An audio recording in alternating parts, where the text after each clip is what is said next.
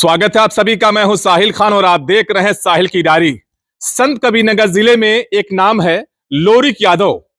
1989 से अब तक वो समाजवादी पार्टी का एक चेहरा है, लेकिन कभी तक घमंड की राजनीति उन्होंने नहीं किया है। समाजवादी पार्टी के जिलाध्यक्ष से लेकर आज वो प्रदेश में एक बड़ा पद उनको मिला है, समाजवादी पार्टी के राष्ट्रीय अध्यक्ष ने दिया है। और हमारे साथ में है लोरिक यादव जी।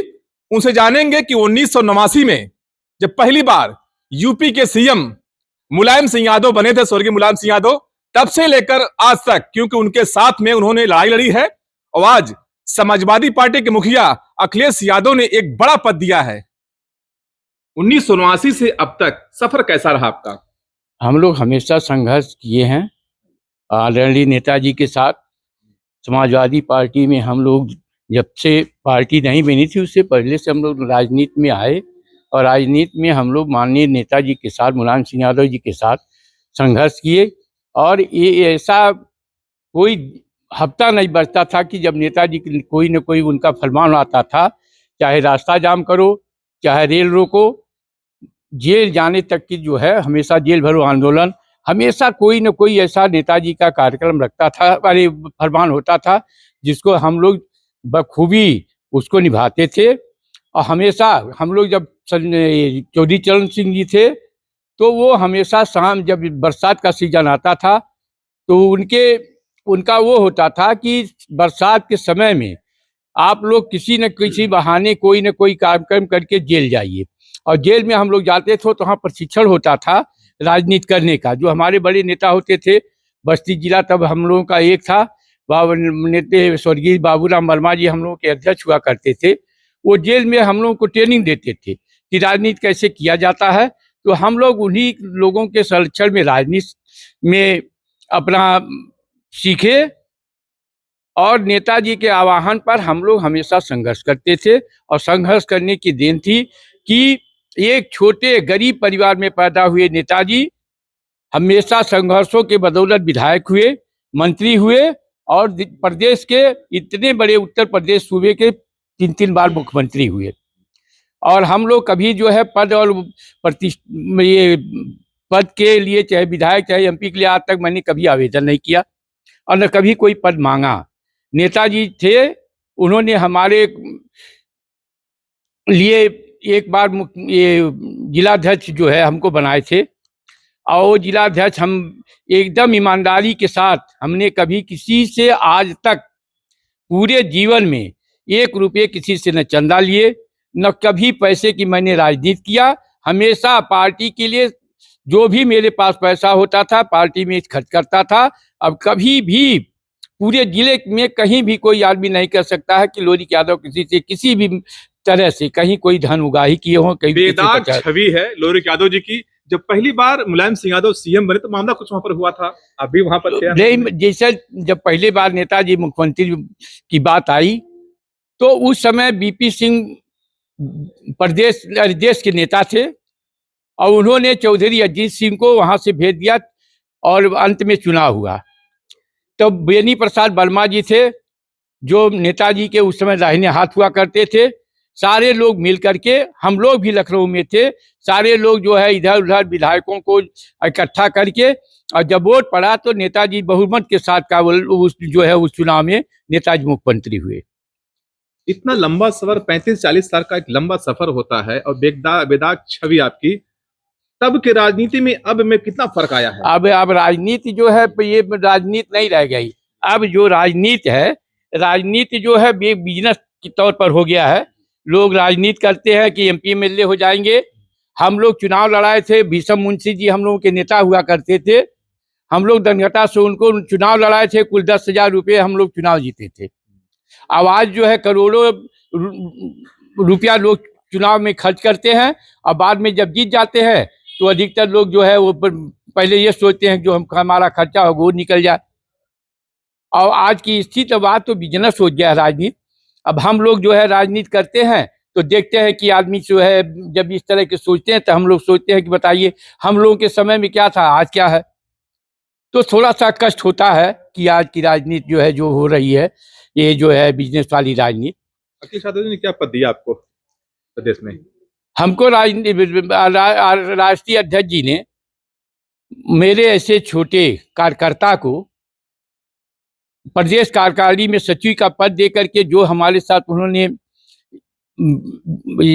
एक जो है हमारे चाहे ये जो है हमारे पद को जो अरे हमारे जो है ईमानदारी या हमारे जो कर्मठता को देखते हुए जो दिए हैं, मैं उस लायक नहीं था, लेकिन उन्होंने दे दिया। इसके लिए मैं अपने आदरणीय राष्ट्रीय अध्यक्ष जी का बहुत बहुत आभारी हूँ।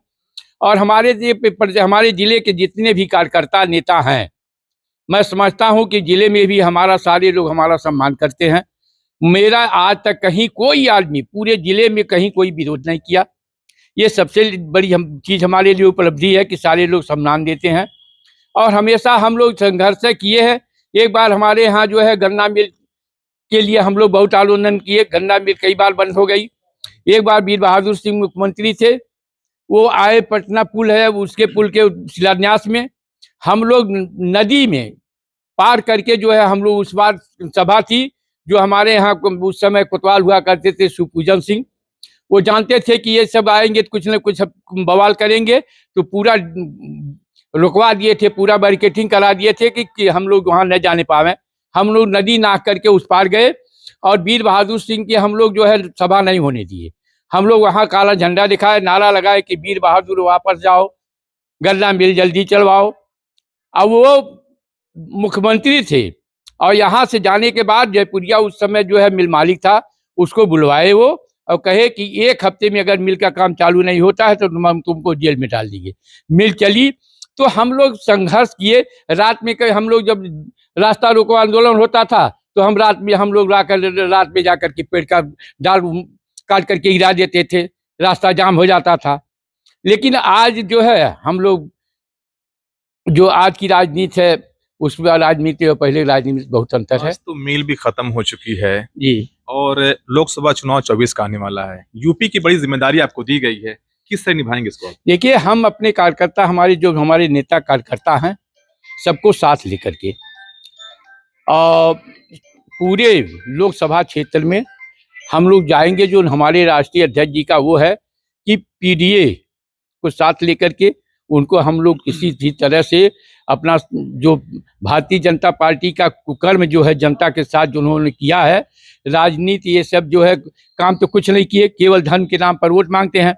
आज ही बता दीजिए, रामलला का 22 तारीख को जो है प्राण प्रतिष्ठा है। आप ये बता दीजिए, अगर हम कोई भी आदमी अपना घर बिना बनाए अधूरे घर में जो है कोई प्रवेश करता है? आज अधूरा है, पूरा घर बना नहीं है, उसमें प्राण प्रतिष्ठा बैठा रहे रामचंद्र जी का। तो भारतीय जनता पार्टी के लोग और कुछ किए नहीं। आज ही बता दिए, प्रधानमंत्री का क्षेत्र है बनारस में, आप पूछ लिए प्रधानमंत्री जी से कि कोई क्या बनारस में कोई जो है उद्योग धंधा लगा है? हमारे प्रदेश के बगल के मुख्यमंत्री है योगी आदित्यनाथ, बता दे कोई जो है उद्योग धंधा लगाए हैं? एम्स तो बन गया। एम्स से जो है उपचार जाकर के वहां देख लीजिए कि एम्स से ये सब जमीन दिए थे हमारे नेता अखिलेश यादव जी, उनके मुख्यमंत्री काल में जो है वो जमीन वो दिए थे। और उसके बाद आप लोग जाकर देख लीजिए, दवा नहीं है अस्पताल में, बेड नहीं है, लोग जमीन पर सोते हैं, एम्बुलेंस नहीं है, रिक्शे से लोग जाते हैं, ठेला से लेकर जाते हैं। कहीं कहीं ऐसा होता है कि रास्ते में कोई एम्बुलेंस नहीं मिलता है, रास्ते में जब रिक्शे जाते हैं तो बच्चा पैदा हो जाता है रास्ते में। प्रदेश में आपको बड़ी जिम्मेदारी मिल गई है, तो ऐसे में एक सवाल खड़ा होता है मायावती जी का। उन्होंने अपने जन्मदिन पर में जो बोला उन्होंने कि अब गठबंधन में वो नहीं रहेंगी, अकेले चुनाव लड़ेंगी, इस बात को कैसे देखिए, ये बड़े नेताओं की बात है। वो जो है मायावती जी दबाव में काम करती हैं, भारतीय जनता पार्टी का हमेशा उनके ऊपर दबाव रहता है, जेल भेजने का हमेशा वो सब डराते हैं मायावती जी को। और ये निश्चित है कि हम लोग चाहते हैं, हमारे राष्ट्रीय अध्यक्ष जी ने बोला कि हम तो चाहते थे कि मायावती जी को प्रधानमंत्री बनाना चाहते थे। अब मायावती जी पता नहीं दबाव में कैसे बोल गई कि हम गठबंधन नहीं करेंगे।